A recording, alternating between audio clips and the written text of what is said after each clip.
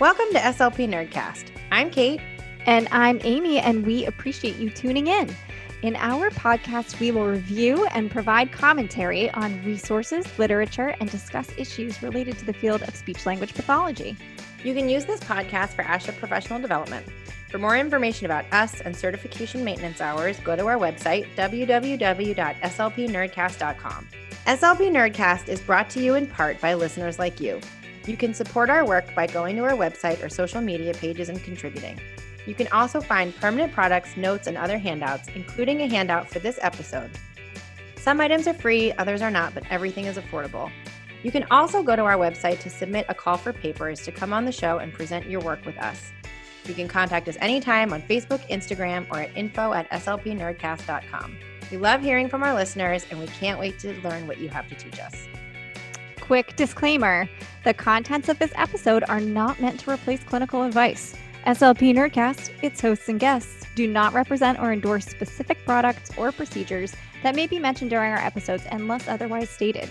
We are not PhDs, but we do research our material. We do our best to provide a thorough review and fair representation of every topic that we tackle. That being said, it's always likely that there's an article we've missed or another perspective that isn't shared. So if you have something to add to the conversation, please email us. We would love to hear from you. We really do. We love hearing from everybody. We do. I'm really excited about today's topic I am too. because we had so many nerdy conversations about it Hours prior and to. hours. We may or may not have turned our recording on 2 hours ago and then spent I have like vocal fatigue. I literally do, because I feel like my voice is quite low and irritated because we just talked for so long. You have a smelly cat voice, What? like from Friends. Smelly cat. Oh, smell. Oh, Yeah. was that a low voice? I remember that. She had a cold. Smelly cat, Yeah. smelly cat. Did we miss Anyway, that? Did we just sing the Smelly Cat song? Is Friends gonna fight us now? I don't know. No, it's fine. Anyway, before we get started in today's episodes, financial and non-financial disclosures. I am the owner and founder of Grand Bois Therapy and Consulting, LLC, and co-founder of SLP Nerdcast. Amy Wonka is an employee of a public school system and co-founder of SLP Nerdcast. We're both members of ASHA SIG 12 and both serve on the AAC advisory group for Massachusetts Advocates for Children. I am a member of the Berkshire Association for Behavior Analysis and Therapy, Mass ABA, the Association for Behavior Analysis International, and the corresponding Speech-Language Pathology and Applied Behavior Analysis Special Interest Group. So today, the longest, most annoying thing to read ever. Today, we are talking about AAC and chaining, which I'm really excited about because I think chaining interventions are used in AAC often and without people really realizing that it's chaining. I totally agree. And that's really part of why we chose this topic, right? We back in the day, we wrote an article for the amazing blog, Practical AAC. Thank you, Carol Zangari. And we called it Bringing It All Together, Aided Language Modeling. And we really wanted to create a series where we focus on all of these different implementation types for AAC. So this would mean exploring what an intervention looks like, how and when you would use it, and the different action steps you can take to make the intervention feel doable, reasonable, and successful. And this episode is really meant to be the second installment in that series. And I think, like aided language stimulation, chaining is something that maybe people are kind of doing already, but maybe not making conscious decisions about because perhaps they don't realize they're doing it. So let's talk about chaining for a second. Chaining is something that people might be familiar with from its role in the PECS protocol. The PECS protocol specifically points out a backward chain as an intervention strategy within the larger context of that protocol or teaching procedure.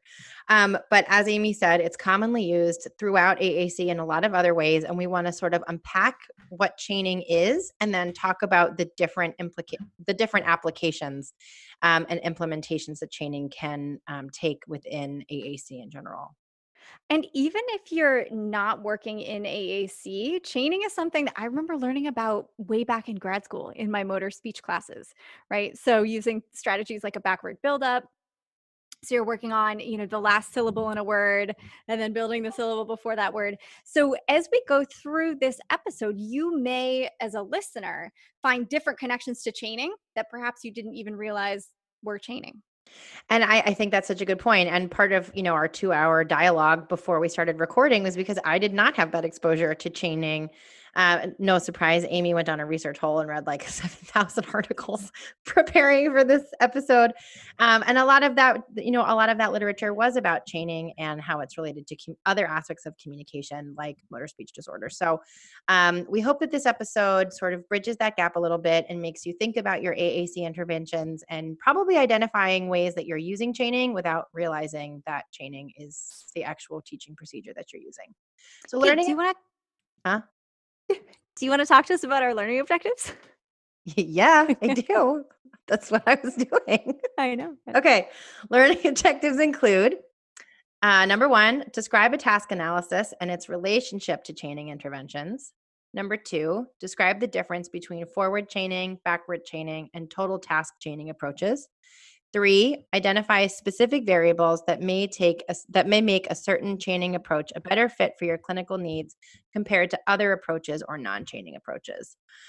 So before we get into learning objective number 1, I want to set the stage and talk about what chaining is overall. So before we start, you know how I say on here all the time that I don't know what I'm talking about? That I don't know anything about feeding and swallowing.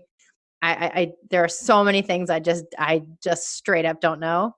I know about this. I'm going to contribute today. This is in my wheelhouse. This is my scope of competence and my scope of practice, and I'm very excited.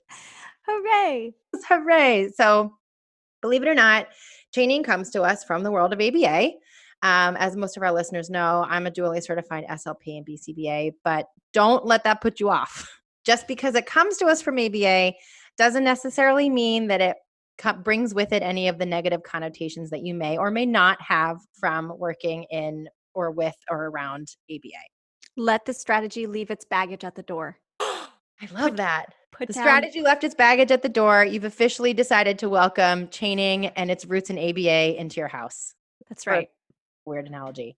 Yep. So by definition, in the ABA literature, a behavior chain is a linked sequence of responses leading to a terminal outcome. That's a direct quote from an entry-level behavior analysis book, Cooper, Heron, and Heward, 2020, page 558.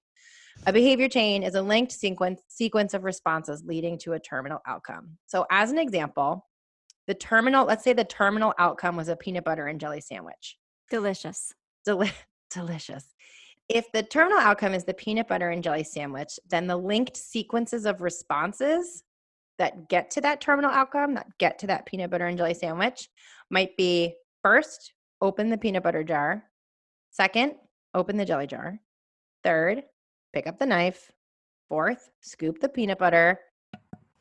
Fifth, smear it on the bread, and so on and so on and so on. So you can see how you take the terminal outcome of making a peanut butter and jelly sandwich and break it up into smaller, specific actions and that are linked in a sequence to create that terminal outcome. So you sort of get the picture using that analogy of a peanut butter and jelly sandwich. Each specific action that gets to the final result is happening because the final result is reinforcing. And that means that eating the peanut butter and jelly sandwich, or that final result, whatever it is, maybe it's giving the peanut butter and jelly sandwich to someone else, that is reinforcing and makes that chain of events more likely to occur in that sequence in the future. It's a lot more complicated than that. We are not going to get into the science of chaining and from a behavior analytics standpoint, but the literature is there if you want to read it. Go for it. And I think you make another really good point too, that it's a specific sequence. So for the peanut butter and jelly example, you really have to open the peanut butter before you can spread the peanut butter. Right. So you need to do things in this sort of specific sequence where each step in the sequence sort of begats another step in the sequence, right? Without begets. Occasions. It's not a baguette. It occasions. There you go. See, I'm so good at this topic. Good job. You're so good at this topic. You're this obviously is the only one. This is it. I peaked. I'm peaking. I'm done. It's good. I'm done.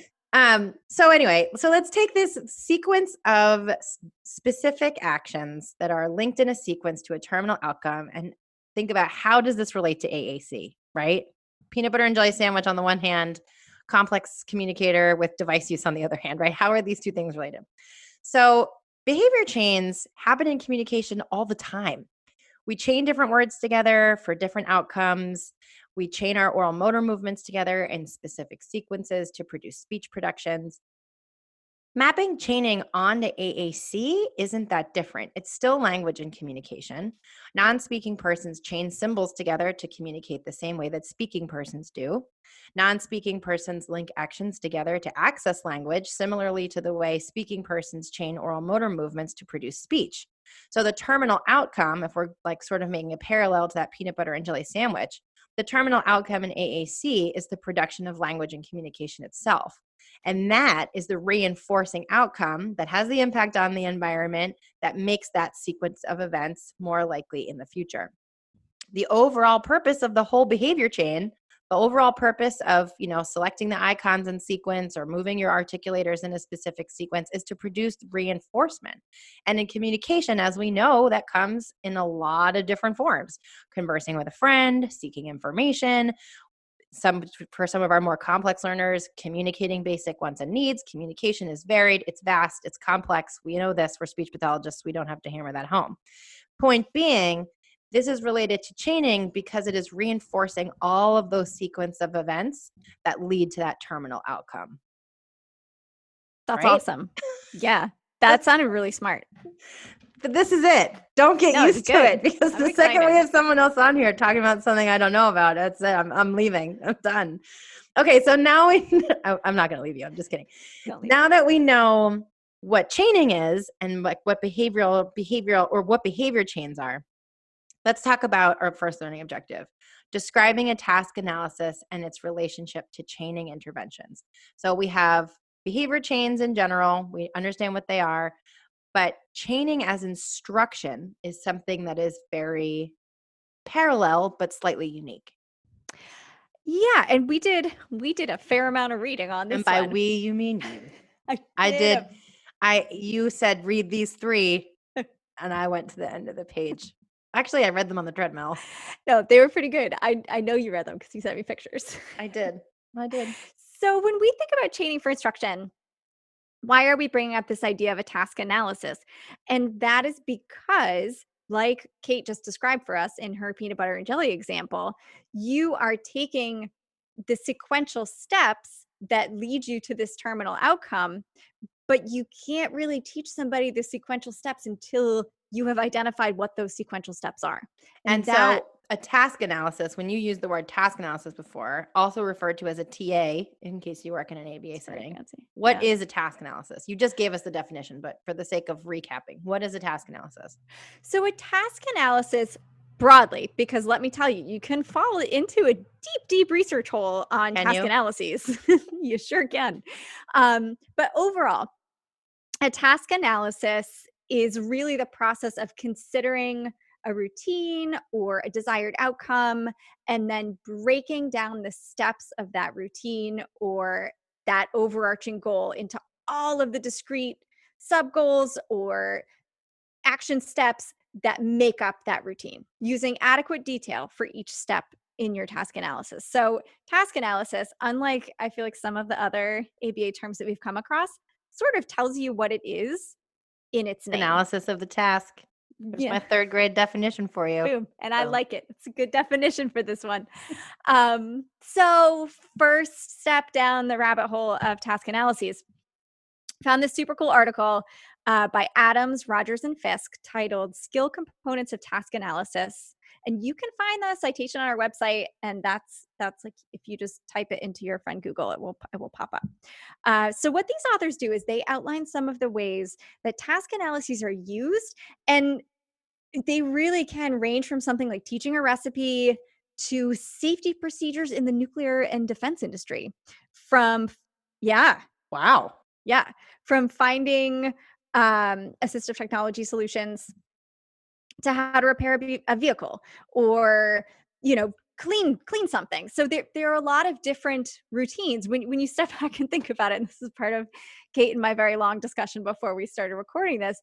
You can sort of a task analysis is sort of a way of thinking, and I think that when we differentiate task analysis when it comes to us from the behavioral literature, there is also literature from sort of a related field of human factors, which is a thing that I learned about as I fell into this research hole.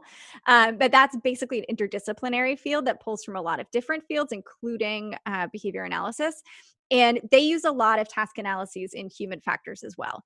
And so the idea of a task analysis is really something that is very broadly applied in a lot of different ways in a lot of different fields. So if you want to get deep in the research, there's a lot of places and different perspectives you can have in reading some of the research that's out there. So yeah, go for it. Nope, go ahead. So this article by Adams, Rogers, and Fisk really outlines lots of different ways that TAs can be used. But what they're really focusing on is teaching people to write a good TA, which I thought was very cool.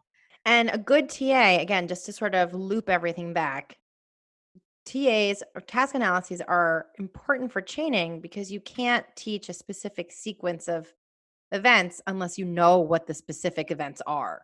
So you have to really break it down into its finite steps or finite actions to know which steps to teach and in what sequence. So the concept of task analysis is its own whole separate thing, but it's related. It's really the first thing you have to do when you're thinking about using chaining as an intervention procedure.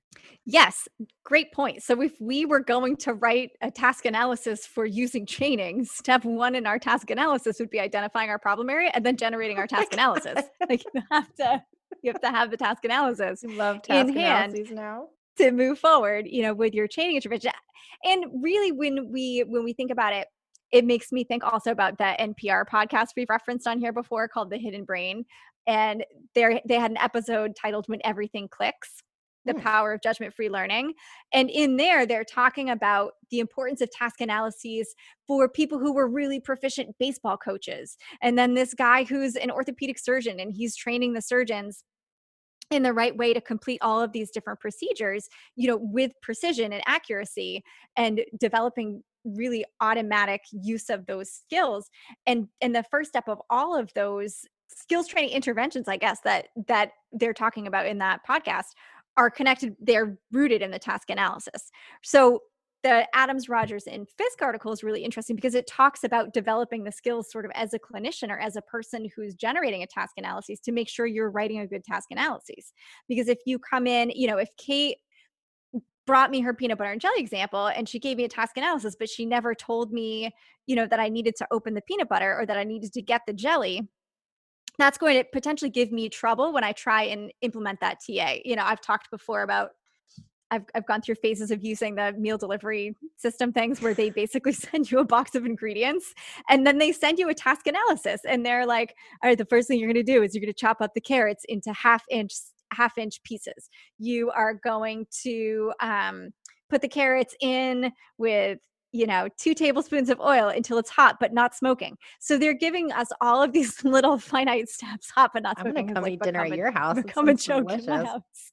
But they're giving you enough detail. So back to what is a TA? A TA is breaking it into all of those little steps with enough detail so that somebody who doesn't know how to do the task can learn how to do the task.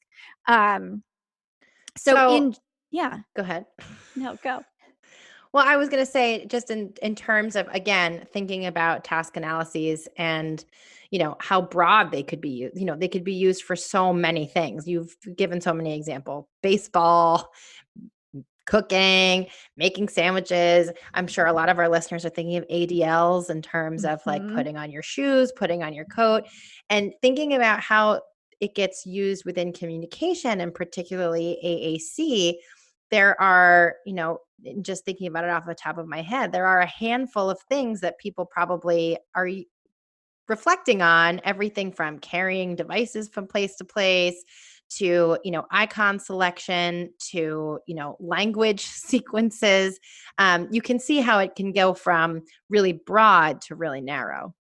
Yes. And I think that that's a great point too. You can, and I would say the really narrow ones are easier to write. So if you're somebody who doesn't have a lot of experience generating a task analysis, start with the narrower one. Start with a narrow kind of finite one and just practice and see how it goes.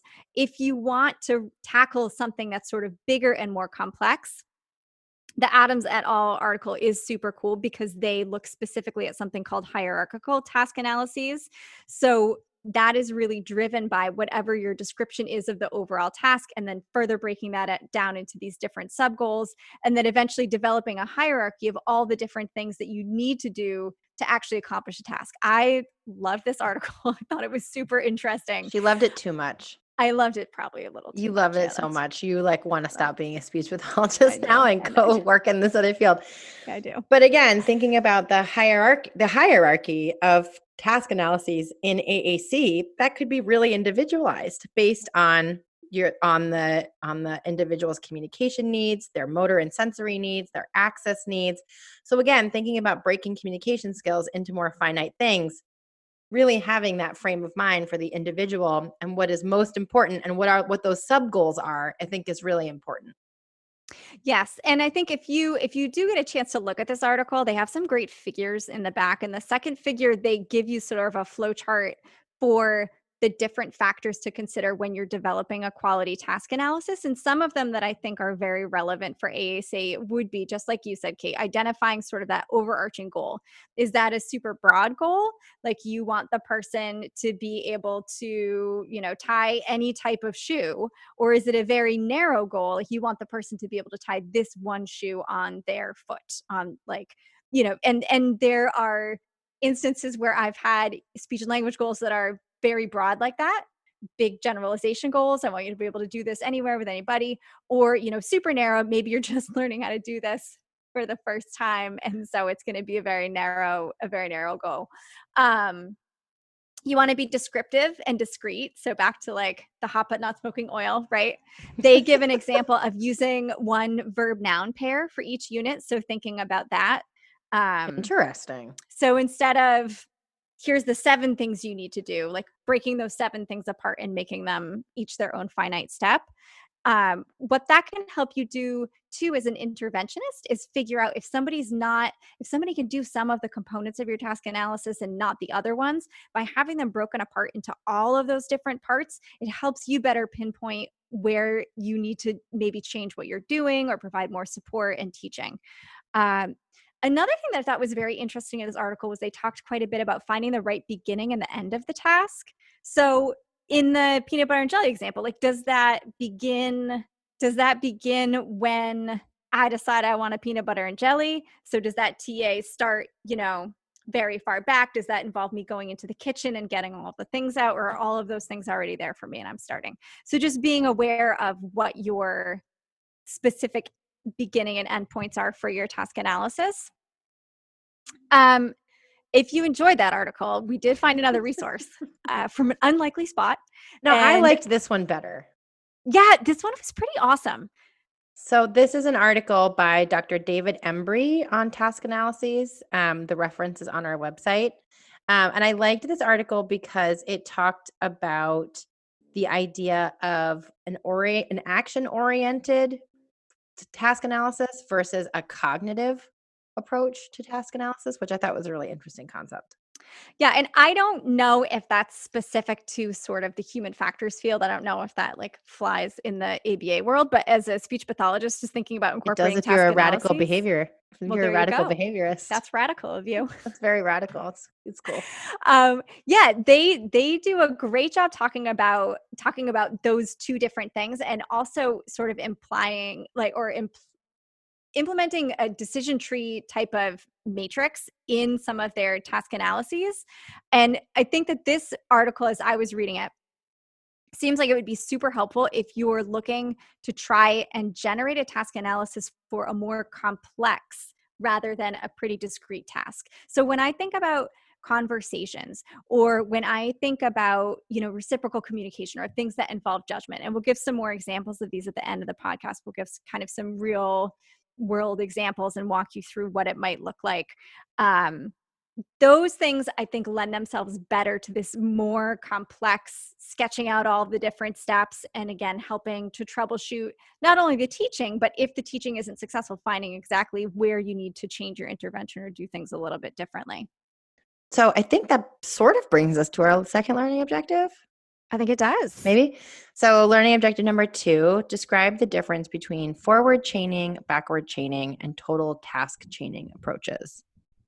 So we need to start by saying that even within these 3 broad types, there are variations. So if you want to split hairs or dig really deeply into the research, you can read about things like clustered forward chaining. That's a thing. I don't even know what that is. I would have to read a lot about that. I would have to ask the Google machine first, and then I would probably be like, oh wait, no, I do know what that is. So while we are not experts in chaining, what we're focused on here today is just what do you need to know as a clinician to apply these principles to make your clinical work more effective. And what we're going to focus on are just those 3 broad types: forward, backward, and total task. But if you would like to read more, there is more reading to be done. So what is the big difference between these 3 types? They're the same and different. They're the same in the sense that you really need a completed task analysis in advance for any of these chaining approaches before you start teaching. You need to be thinking about your specific target skill. You probably want to think about your learners' preferences, what's worked well for them in the past, and then any other variables maybe specific to your environment, right? Are there multiple people who will be working on this skill? Is there a difference in their ability to implement one of these approaches versus the other? So let's talk. I feel like we should talk about forward chaining first, because it's a little bit more common sensey. Like it makes a little bit more sense. It's a little more straightforward. Get it? And Forward chaining. Forward chaining. That was good. More straightforward. So you can remember forward chaining because you start you start teaching the chain at the beginning, and then you move forward from there. So let's use, before we get really, applying this to communication and AAC, which is a little bit more complicated, let's use the example of the peanut butter and jelly sandwich. So if you were going to use forward chaining to teach someone how to make a peanut butter and jelly sandwich, you would first teach them how to, well, first you would do your amazing task analysis, which we would cover, and you would list out all of the steps in making a peanut butter and jelly sandwich, even if you are not a master at making peanut butter and jelly sandwiches. And then you would try and make that peanut butter and jelly sandwich using your task analysis and make sure that you didn't miss steps, because I often miss steps. I am not great at writing task analyses. I think that's part of why I loved that task analysis writing article. So you've done all of that. And it might be really, the task analysis exercise might give you some some things that are specific to the learner. So again, using this peanut butter and jelly analogy, if your learner needs the crust cut off, you're going to add that to the task analysis, right? So forward chaining, you're working through your task analysis, and the first item on the task analysis is open the peanut butter jar. So in a forward chain, you would teach the learner to open the peanut butter jar, and then you would give reinforcement. So if the reinforcement is eating the peanut butter and jelly sandwich, you get to eat the peanut butter and jelly sandwich as soon as you open the peanut butter jar. Or maybe you're throwing a peanut butter and jelly sandwich party, or maybe you get stickers, or maybe you are, every individual's reinforcers are individualized, they're specific to them. But in a forward chain, you would give the reinforcement after the first step in the chain is taught. Then you would move on to the second step in the chain. So you already taught the learner, open the peanut butter and jelly sandwich. Next step in the task analysis, open the peanut butter and jelly sandwich, open the peanut butter jar. Next step in the task analysis is open the jelly jar. Once the learner learns how to open the peanut butter and jelly jar, this is a hard one. We didn't write the task analysis for this in advance. That's part of why. No, but the problem is my mouth. Okay. Forward chaining.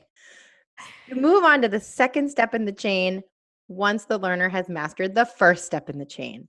So if your learner opens the peanut butter jar and gets reinforcement for it, next step, open the peanut butter jar and then open the jelly jar, and then you get reinforcement.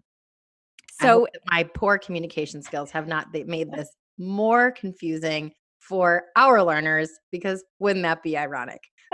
So, and so on. So once you've mastered 2 steps in the chain, you would move on to the 3rd step in the chain before you get reinforcement. So open the peanut butter jar, then open the jelly jar, then pick up the knife, then put it in the peanut butter jar and smear the peanut butter on the bread. So you're chaining together each individual action in a forward chain, and you're providing reinforcement and after each individual action in succession moving forward in the chain. yes, and the expectations are cumulative. So once you have mastered the first step in the chain, then you need to do the 2 steps, the first one and the second one. Then you need to do first, second, third before you're accessing reinforcement. So sort of pros of this type of approach would be that you're focusing on that initiating skill first. So maybe, in my task analysis for my peanut butter and jelly sandwich, maybe the first thing that I want to be able to do is to go get a plate, because I'm going to put my peanut butter and jelly on a plate, right? And I might need to go get the plate and the knife and all the different ingredients. So I learn that first step first, so that maybe later on I could initiate that I want a peanut butter and jelly sandwich by doing that first action in the sequence.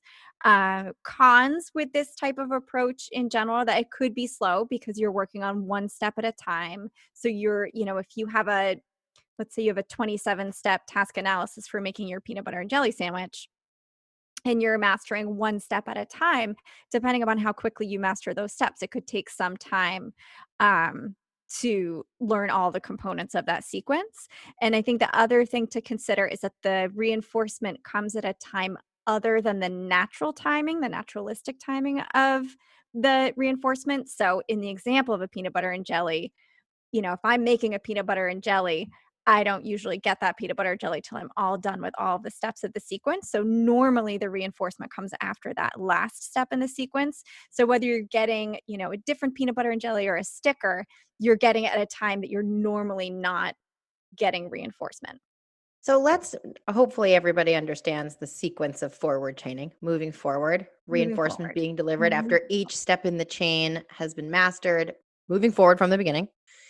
What would be an example or a clinical application of this in AAC, just to sort of make the parallel and the jump from the peanut butter and jelly sandwich to augmented or alternative communication? So we're going to use a relatively simple forward chain example. And I would say we'll carry this one forward as well, just like our peanut butter and jelly, as we talk about all these different approaches. But let's say you have a client who has a dynamic display device. Let's say, just for the sake of this example, it's a MinSpeak device. Oh, I And know. I see where you're going. right, so they are working on using the past tense verb slept, let's say. So in a forward chain, this is a very simple TA because it's two steps to say that. But in a forward TA, the first step would be just activating that like bed/sleep icon in the lower right hand corner. And that would be your first step. So you would activate that icon and then get whatever that reinforcement was.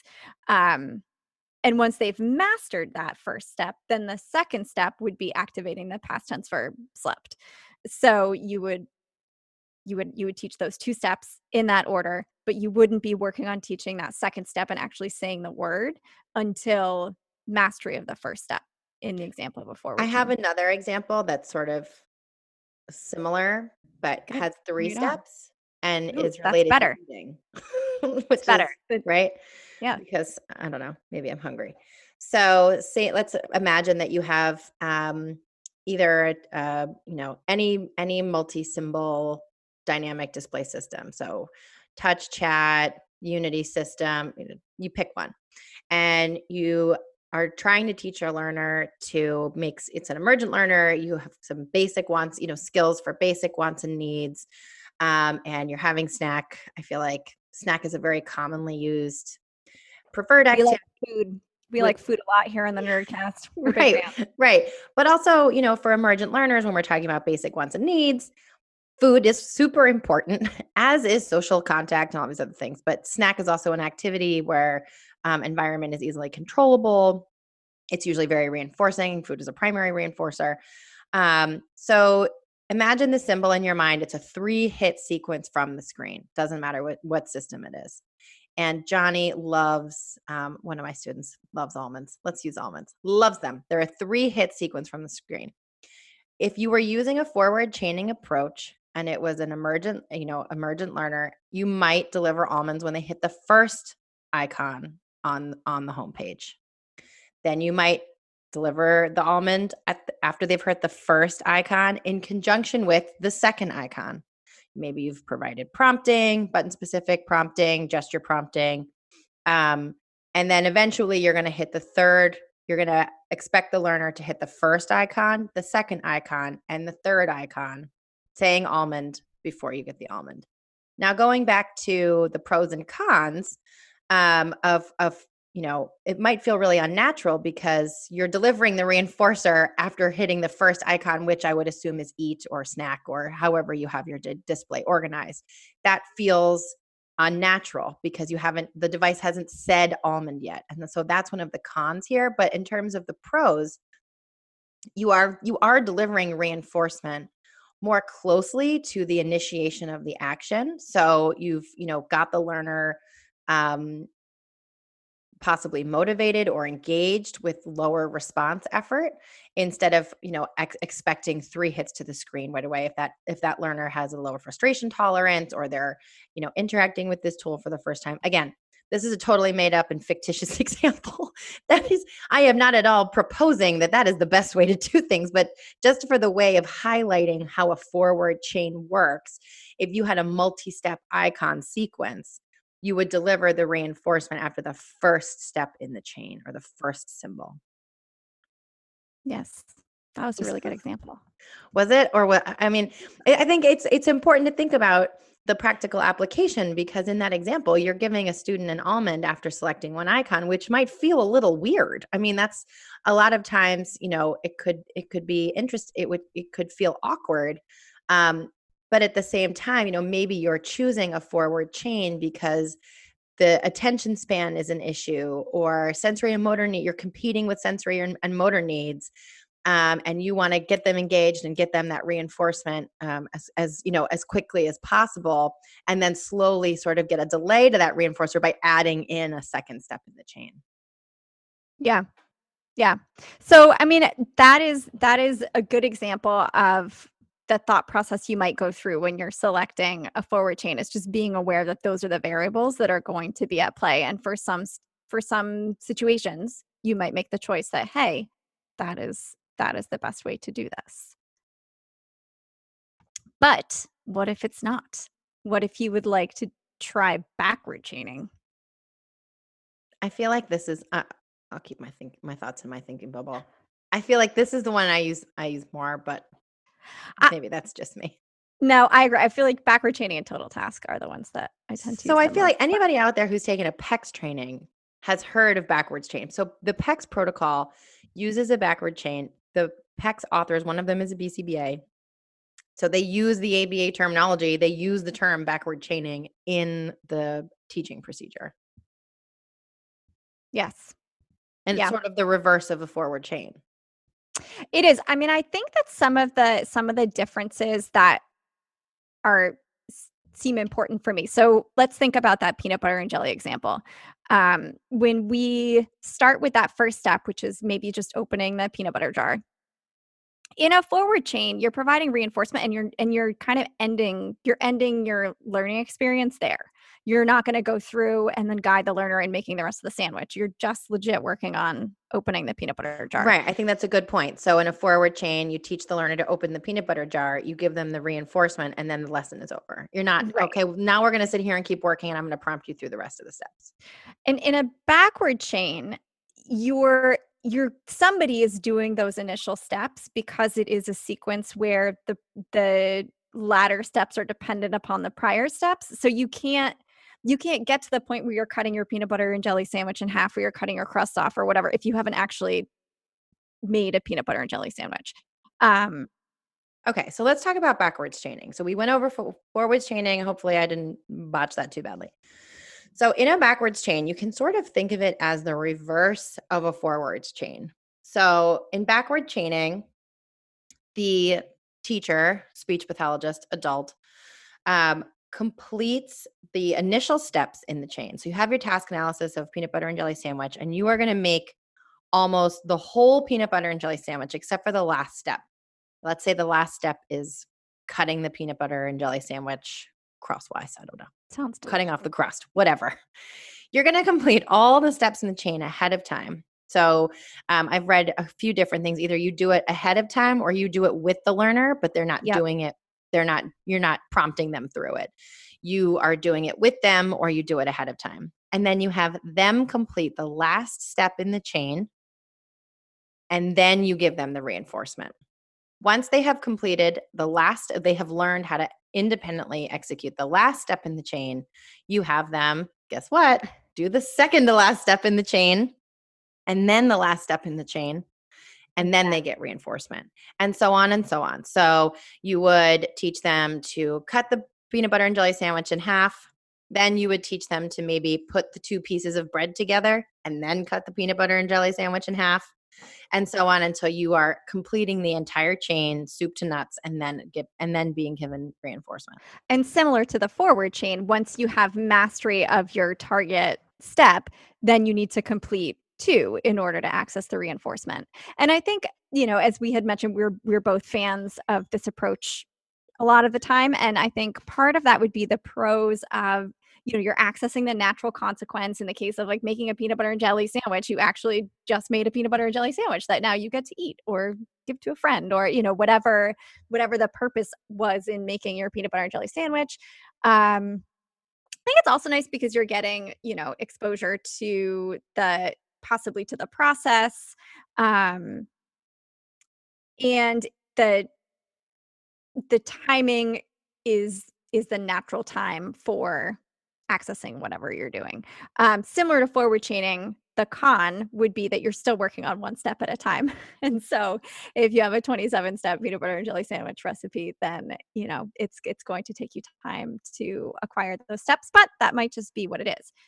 Back to our AAC example, you are what's nice about it, especially if we're thinking about a dynamic display device with speech generating, capabilities, you're getting access to that auditory output right from the very beginning and getting that immediate auditory feedback paired with your motor movement that you just selected this vocabulary word.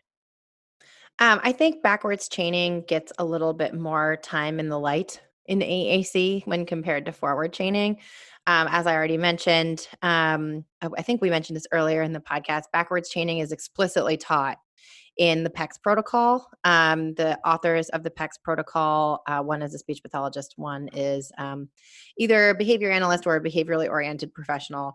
I think he's a behavior analyst. And the word backwards chaining is explicitly described in the manual. Mm-hmm. So I think, it already has a little bit of it already resides on AAC Island, backwards chaining.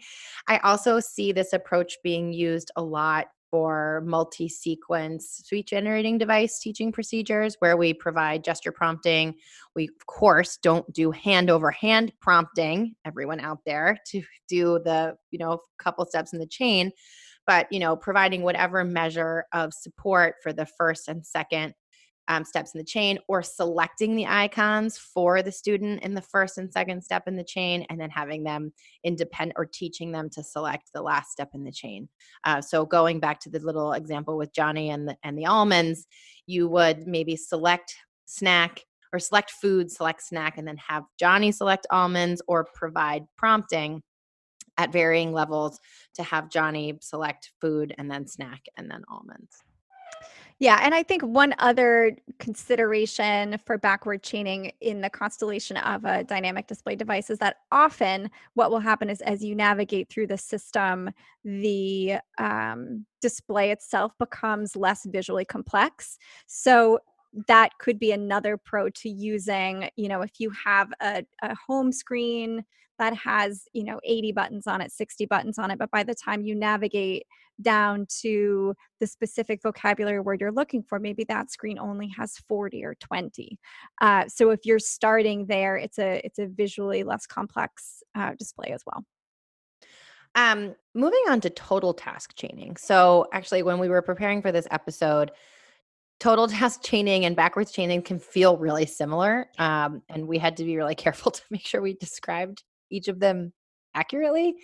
So in total task chaining, the teacher, the speech pathologist, teaches all of the parts together in sequence with different levels of support for each step in the sequence. And then for steps in the sequence that the student is not able to do independently, so let's say some of the steps in the sequence the learner can do independently. So your learner can open the jars of the peanut butter and jelly, but they really need help smearing with the knife. The teacher or the speech pathologist would provide support only for the steps in which the learner needed help. And then once the entire chain was complete, that is when reinforcement is delivered. Yeah. And I think what's interesting is that, it can be confusing to compare total task and backward chaining. In backward chaining, like if I came in as an observer, it might be hard for me to determine what strategy my clinician was using just by observing. It might look exactly the same to me as an outside observer to see a total task and a backward chain, because in both of them, the client is receiving reinforcement at the end, that completion of the chain. You may be fading back and forth the prompting. I think a bigger difference would be that you would see the prompting happening perhaps in the total task that you wouldn't see in a backward chain. You would see prompting throughout. But it may look really similar to just somebody who's observing. I definitely think so. And I mean, even just thinking about the very specific differences between these two approaches, I think total task chaining also gets a lot of, sunshine on Communication AAC Island.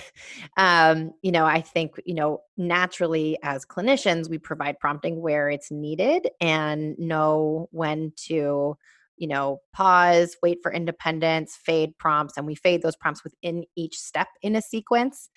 And I think this is just my personal experience. I think that this approach is great for individuals who can tolerate that level of assistance and can tolerate a delay to reinforcement. So if your learner needs, if you have, and I guess it also really depends on the system. So if you're working on a vocabulary target if you have targets that are 8 hits away from the home screen, you probably need to reevaluate what's going on. It's a whole other topic. But, if you're working with somebody who has a complex body or complex sensory needs, and access to language is, something that requires a little bit more of time or a little bit more of a delay. These are all things to consider when choosing whether or not to use a total task or backwards chaining or forward chaining. And in doing the reading to prepare for this episode, another thing that kept coming up sort of as a common theme was that usually you're using total task when the person can learn the chain relatively quickly and can, as Kate had mentioned, can already do maybe some of the steps that are present in the chain. Because a plus and minus of a total task approach is that you're working on more steps simultaneously toward mastery, so there's also greater potential for error, but there's greater potential for somebody to master everything more quickly this way. So it's really thinking about your client and their learning style and if they're going to be able to do all the steps, and also thinking about your task analysis, right? So are we making a 27 Back to that task analysis sandwich, or are we doing, a 2-hit sequence, in which case, like, it's probably going to look more like a total task than it will a backward chain potentially. Right. So learning objective number 3, it's sort of a nice segue there. Mm-hmm. Identify specific variables that may make a certain chaining approach a better fit for your clinical needs compared with other chaining approaches or non-chaining approaches. We've sort of talked about that a little bit throughout the first 2 learning objectives. But I think that there are a couple of more things to say about that. For sure. So now that we've given you all of this information about forward, backward, and total task,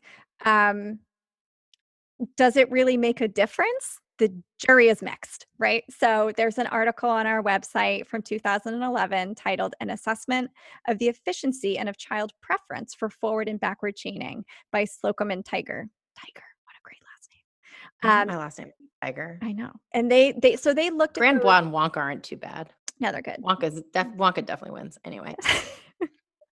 So in this article, the authors looked at using forward chaining and using backward chaining to teach a sequence of motor actions. And they didn't find any significant difference between the two approaches. They did, in the discussion portion of this article, they make the point that this doesn't mean there aren't times when one approach might be superior to another, depending upon the skill that they're working on, right? So back to peanut butter and jelly sandwiches, which we're going to all eat after this episode. Can I tell you about my favorite dessert? This is really indulgent. Dessert? Peanut butter and jelly sandwich with buttered bread, with sugar and cinnamon sprinkled on the bread, fried in a pan like a grilled cheese. Oh, that sounds delicious. With ice cream on top. Oh, wow. You're going all in. Good. That's a lot of task analysis to make that one. That's a lot of steps. We're going to get feedback that was a tangent. Sorry. Yeah. Tangent. But if we're making just a simple peanut butter and jelly, not that like gourmet ice cream version, every step in the sequence is a nice permanent visual that serves as the SD. This is an ABA article. So but basically the cue that you should do the next step in the sequence. So in the example of a peanut butter and jelly sandwich, you open your peanut butter, and that open peanut butter jar is sort of a cue you to do the next steps in the sequence. So that's one piece. And also that the natural reward is really embedded into the last step. So there's an article saying, maybe it doesn't matter that much. I think we have in the field of speech language pathology a number of articles that say, well, actually, depending on what you're trying to work on, it does matter to at least be mindful about the type of chain you're using. And I think this would be coming to us from the area of motor speech. So when we look at motor speech, we think about, I remember learning in grad school about backward buildups. Shout out Shelley Velleman. But when we think about prosody, right, and that's the stress and intonation of speech. In English, that can be influenced by a suffix, right? So let's say the word electric, when you add the suffix on the end and it changes to electricity, we actually change the stress pattern in the word. Oh my God, you're right. Right. So I never thought of that before. I am a speech pathologist. I swear. You are. So if I, as a clinician am working on electricity, I want to teach that as a backward buildup, because if I come in with elec, I am going to inadvertently be applying stress to the incorrect syllable, so that by the time we actually get to the target word, we have to relearn our stress pattern. And we think about co-articulation. The sounds are influenced by the sounds that are around those sounds. So that might be an example where you're making a conscious decision to use a backward chain. Backward buildup is a backward chain. So we would work on T, city, tricity, electricity, right? So you're chaining the syllables in this case, starting with the terminal syllable, then adding the syllable in front of it, then adding the syllable in front of it, until you get to your target production, right? And that would be, in this case, where we're wanting to target prosody as well, that would be superior to a forward chain, because you're going to want to apply inappropriate stress. The parallels there are the motoric requirements for accessing language. So, you're talking about motor speech patterns to produce speech for communication versus motor patterns to produce speech, voice output, or communication through other aided or unaided means. And I think that there's, a lot of individualized variables that go into those decisions when you're talking about AAC users who may or may not have idiosyncratic needs like sensory, motor, attention, cognitive, all of those, all of our learners are, with complex communicators in general. But I think it's really good to keep in the back of our mind that there is this literature for motoric access to language for speech. Mm-hmm. And, extrapolating some of that for, they're not the same. It's not for AAC, but there is a parallel there. That's, I guess, what I'm trying to say. And I think also, we talk a lot on this show about the idea of an AAC system. And for, a lot of the people who I've supported over the years, often they are also working on speech. The use of an aided tool doesn't necessarily mean that we're not also concurrently working on speech sounds. So in that vein, we did find another cool article about chaining within speech sound disorders by Preston Leese and Storo in Language, Speech, and Hearing Services in the Schools 2019. And they do a really nice job explaining what they call speech motor chaining, or SMC. And this article was really interesting because they talk, again, back to the idea of co-articulation and targeting explicitly, using a plan to use both forward and backward chains to target syllables in contexts that are either facilitative of the target motor sequence, or more challenging, and kind of using thoughtful planning around the specific chains that you're using, to make sure that your communicator is getting a chance to practice those target productions in multiple different ways to help promote acquisition. They differentiate between acquisition, so doing it initially, developing that initial skill, and generalization and learning it. I think that's an awesome parallel, actually, because it places your decision making on the individual needs of the learner, but also sort of gives you the freedom to say you don't have to use just one or the other. You can pepper a little bit of this and pepper a little bit of that. I mean, I've worked with students where we have one teaching procedure for days where energy is low because of seizures, and a different teaching procedure for different days, even though it's the same student. So I think that there's definitely a lesson to be learned there in terms of feeling like you don't have to just pick one and use that one with this student because of those needs. There's a spectrum. There's a lot of variability and a lot of unique decision making that happens based on individual, based on circumstance. Well, and in our last few minutes, let's zoom out a little bit because and kind of revisit those more robust task analyses that we talked about at the beginning. We've talked a lot about more simple chains, right? Chaining, anywhere from 2 to 8 icon sequences together, I guess, to generate an utterance. But when we think Please don't chain 8 together for one utterance. well, but you could if it was a multi-word utterance, right? Yes, So that's true. if I'm generating a multi-word utterance, it may even be more than I 8. shouldn't make sweeping statements like that. I retract my statement from the That's fine. record. Retracted. But when we think about chaining interventions, they really can run the gamut from, learning to cook something from a recipe, a hygiene routine, learning to work as a bagger or a greeter in retail, or as we talked about, considerations for prosodic interventions or other motor speech interventions. So Stevenson, Flynn, and Test outline how different chaining interventions might be used to teach routines related to vocational skills in their article, Evidence-Based Practices and Predictors, Improving Post-School Outcomes for Students with Disabilities, in their 2016 issue of Perspective for SIG 16. And they just give some different examples of broad applicability to using different types of task analyses to break down more complex sequences into their component parts with whatever degree is important for your specific learner, related to vocational options. And I think, one last kind of bigger zoomed out way that you could consider using a task analysis would be with a much more complex communication example, right? So let's say that we have a client who is able to do lots of things independently on their NovaChat device, right? But they're still relying on other people to add relevant vocabulary to their device. We could construct a robust, potentially hierarchical task analysis to help us more effectively determine what all those skills are that they need to have to go together to have independence with this much bigger communication task of being able to program their device, right? So when we're considering more complex TAs, we would really encourage you to look back at that Adams et al. Article and the Embry paper. Both of them are free online. But just as a quick dissection of what that might look like, we might start by asking ourselves, okay, what is our overarching objective? To be able to add necessary vocabulary to the device, right? And then asking from there, what are the sub steps or sub goals that might be involved in doing that? So, maybe it's identifying that a word needs to be added, identifying where to add that word, initiating a programming sequence, which is this whole other chain of skills, and then completing that programming sequence. And then we might go down even to an additional sub level for all of those skills and back to identifying the word that needs to be added. Okay, well, what does that person need to do? They need to determine, is it already in there? Is it relevant? Is it better than adding, using spelling or other methods? When you're identifying where to add it, some of the skills related to that might be considering the semantic or categorical organization of your device, considering navigational load.